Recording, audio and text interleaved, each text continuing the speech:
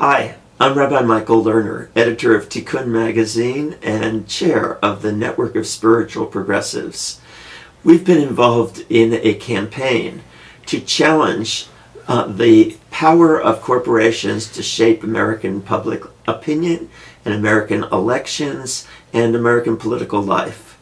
So I hope you will enjoy the video you're about to see, and then I'll be back to talk to you about what we can do next.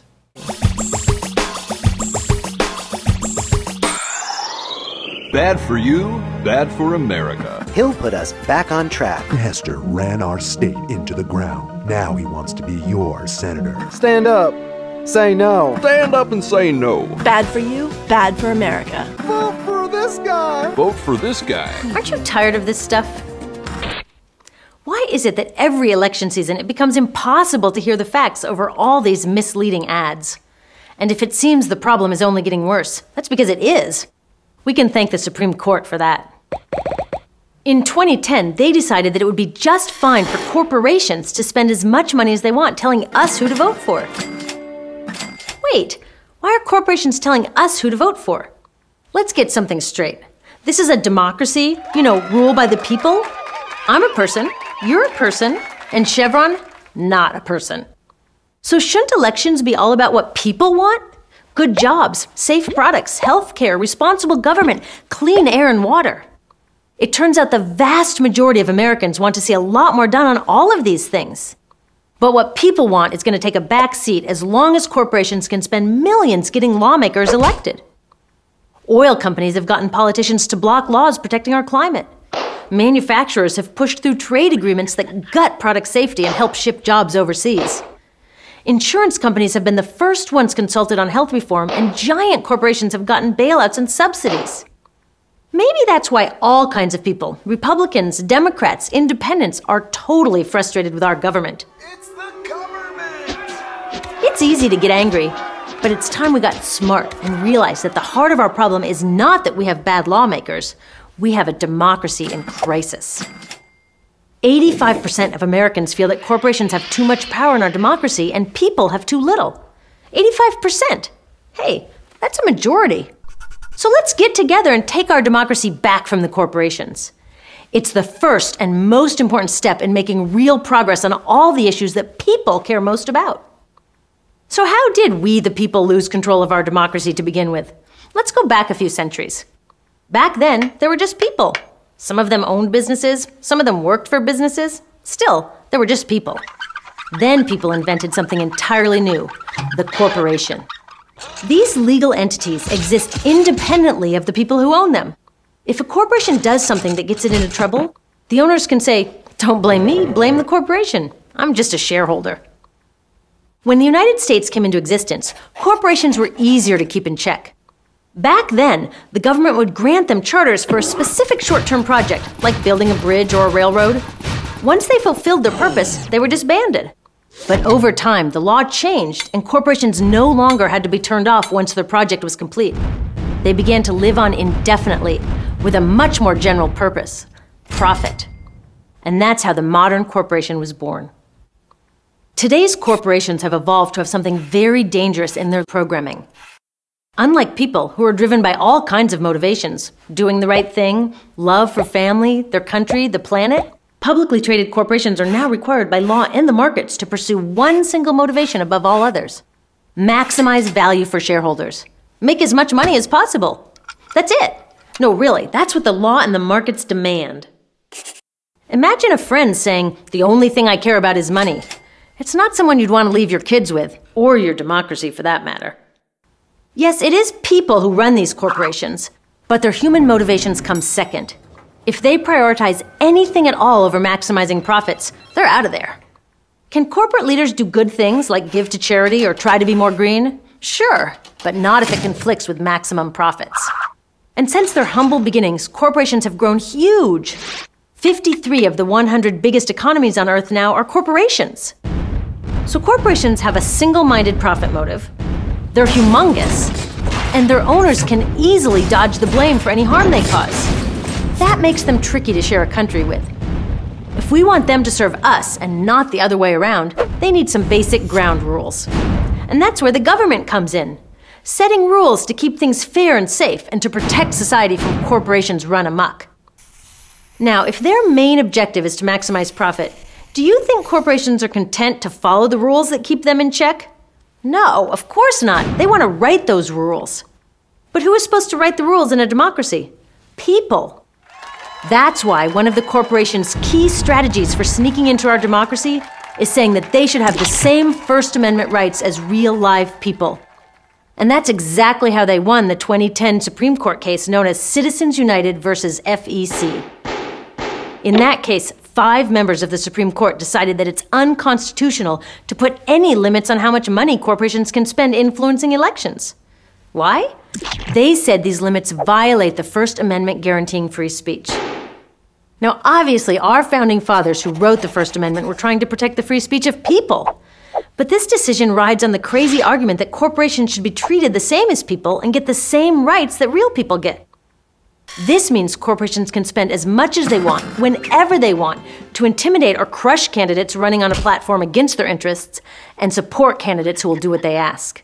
It's great news for corporations wanting to handpick the lawmakers whose job it is to keep them in check. Now, I am all for free speech. If every shareholder and employee at Exxon wants to personally support some oil lobbyist running for Senate, that's their right. There are millions more people who will support a different candidate. That's democracy in action. But now, Exxon or any other corporation can decide to spend unlimited dollars from its huge corporate coffers to influence an election without even consulting its shareholders. This is a big deal. If the top 100 corporations decided to throw in just 1% of their profits, they could outspend every candidate for president, House, and Senate combined. Good luck having your free speech heard over that. So did opening the floodgates on this money actually cause a flood? Sure did. In 2010, the kind of independent groups that corporations are now allowed to support spent $300 million. That's more than every midterm election since 1990 combined. So corporations are drowning out our voices, getting what they want, and our democracy is in trouble. But we can totally save it. People are so outraged by the Supreme Court decision that a massive response is mobilizing. Such a huge problem requires a huge solution, and we've got one. A new constitutional amendment. The amendment is smart and clear. It reverses this disaster to our democracy by clarifying that the First Amendment isn't meant for for-profit corporations. I get that amending the Constitution is a big, ambitious goal, but it's not impossible. Every time huge positive change has been made in this country, it's because people dreamed big, aimed high, and set ambitious goals. It's time to do that now, because the life of our democracy is on the line. Public financing of campaigns would be another huge step forward. Congress is working on a bill right now that would make it possible for candidates to get elected without corporate dollars. Remember, 85% of Americans think that corporations have too much influence in our democracy. That's enough to make change, if we can turn that sentiment into action. Look, the corporations won't get out of our democracy until we, the people, get back in. So keep fighting for renewable energy, green jobs, healthcare, safe products, and top-notch public education. But save some energy for the battle of our lifetimes. A battle that can open the door to solving all of these things. It's time to put corporations back in their place and to put the people back in charge of our democracy. So here's the good news. The Network of Spiritual Progressives and Tikkun magazine have developed what we call the ESRA, the Environmental and Social Responsibility Amendment to the U.S. Constitution. We understand that the challenge raised by this video makes it clear that even if we were to overturn the Citizens United decision of the Supreme Court and go back to where we were as of, say, January 2010, we would not have real power and democratic control on the part of the people of this country. So we need something much more significant, much deeper, much more challenging of the existing order. And that's why we've developed what we call the ESRA, the Environmental and Social Responsibility Amendment to the U.S. Constitution. That amendment, which is being introduced into the House of Representatives and which we need to build support for, calls for, among other things, the following. Number one, the overturn of Citizens United. Number two, the elimination of private money from any source in public national elections, that is, elections for the president, the House of Representatives, or the U.S. Senate, and instead having all those elections be financed solely by public monies. Furthermore, those public monies would not be used for advertising because the amendment would require the major media to provide equal and free time to all major candidates. And lest we were worried that minor candidates are going to be excluded, any candidate who could assemble 5% of the voters in their potential electoral district to sign a petition saying that they wanted this candidate to be considered a major candidate, that candidate would be equally given equal and free time in all the major media in the months before the election. So that's one major part of steps towards democracy. The next part is that the next part of the ESRA is that it calls for all major corporations with incomes of over $100 million a year. Now that's not mom and pop corner grocery stores. That's not small business. That's very big business. Anyone who gets, any corporation that earns more than $100 million a year would be required to get a new corporate charter once every 5 years. And that corporate charter could only be granted to those corporations that can prove a satisfactory history of social and environmental responsibility to a jury of ordinary citizens. Now, the jury of ordinary citizens means that we take this out of the hands of regulatory bodies that are, as we've seen over the course of the past 40 years, filled by the very people whom we're supposed to be regulating. And hence, they don't regulate very much at all. So by putting this in the hands of ordinary citizens, we democratize this process and make it possible to really put corporations on notice that they have to be environmentally and socially responsible enough so that they can convince ordinary citizens that they've done a satisfactory job. And by the way, their workers and the communities in which they function can testify at those hearings before this jury, so that the corporations have to respond to what those whom they've affected are saying. This process will guarantee that there is a much higher level of environmental and social responsibility in our corporations. And finally, the ESRA also changes our educational system by mandating the teaching of environmental sanity, environmental skills, and also the skills of cooperation, nonviolent communication, and caring for each other as central skills in education, as important, if not more important, than our ability to compete with each other in the global capitalist market, is our need to learn how to care for each other within our own societies, within our own workplaces, within our own schools, within our own cities. So the ESRA is an amazing challenge, and we need your help.